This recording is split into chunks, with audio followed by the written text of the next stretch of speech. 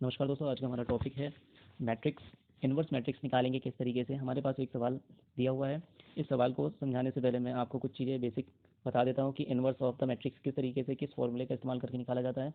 आपने मैट्रिक्स में कुछ प्रॉपर्टीज़ पढ़ी होंगी, उस प्रॉपर्टीज़ का हम लोग इस्तेमाल करेंगे यहाँ पे।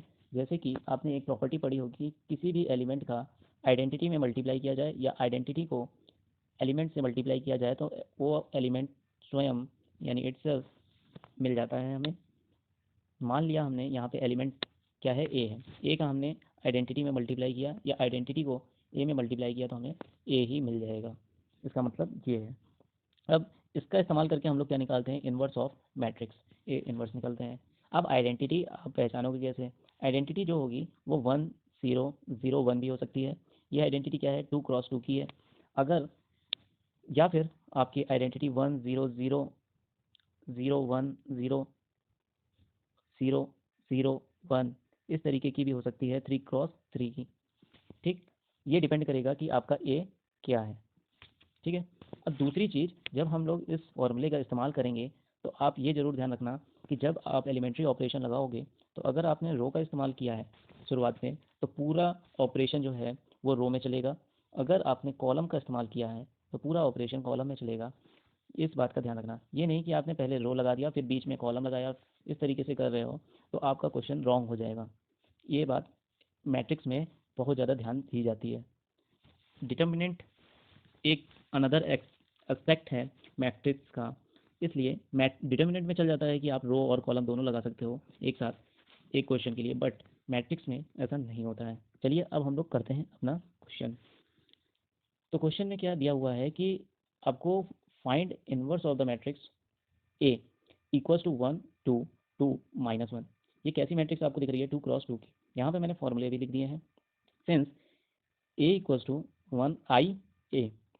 ठीक है, आई क्या है यहाँ पे, आइडेंटिटी। ओके। अब हमने ए की वैल्यू पुट की 1 2 2 -1 इक्वल्स टू आइडेंटिटी क्या हो जाएगी, 2 क्रॉस 2 की होगी।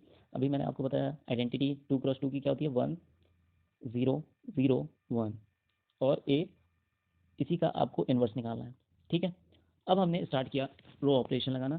तो आपको ये ध्यान रखना है कि सबसे पहले जो आपका A11 एलिमेंट है, A11 एलिमेंट जो है वो क्या होना चाहिए, इसकी वैल्यू होनी चाहिए 1। ठीक है, A11 एलिमेंट की वैल्यू क्या होनी चाहिए, 1। ठीक। ए, उसके बाद आपका आता है A21 की वैल्यू होनी चाहिए 0।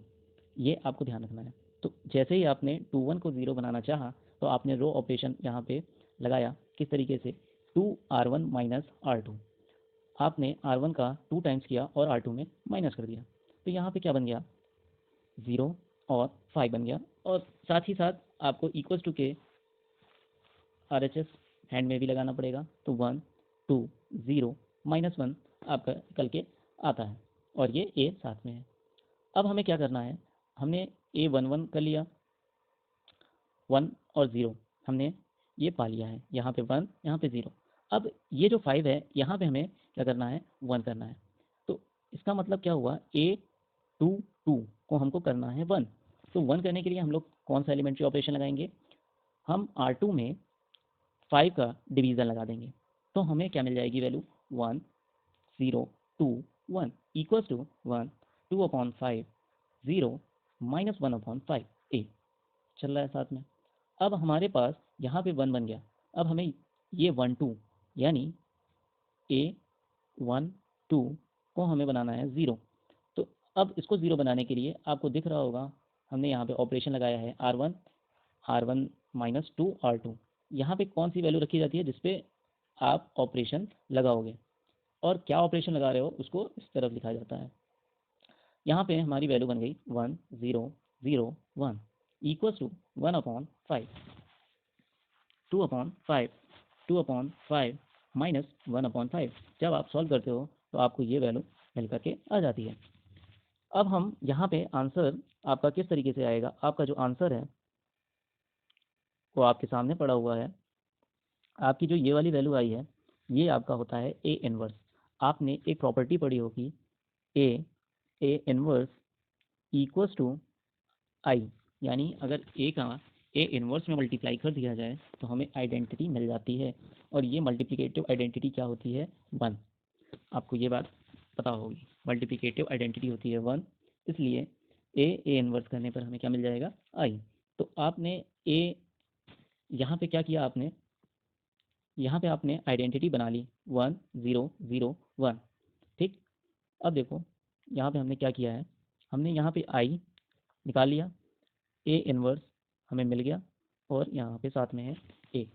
तो ए इनवर्स की जो वैल्यू है आपको मिल गई कितनी? 1/5, 1/5, 2/5, 2/5 -1/5। ठीक है। इस तरीके से ये सवाल को आप हल करोगे। तो आपको ये वीडियो कैसी लगी? अगर अच्छी लगी हो तो कमेंट बॉक्स में कमेंट आप अपने कर सकते हो, सुझाव जरूर देना आगे की वीडियो में और अच्छे अच्छे सवाल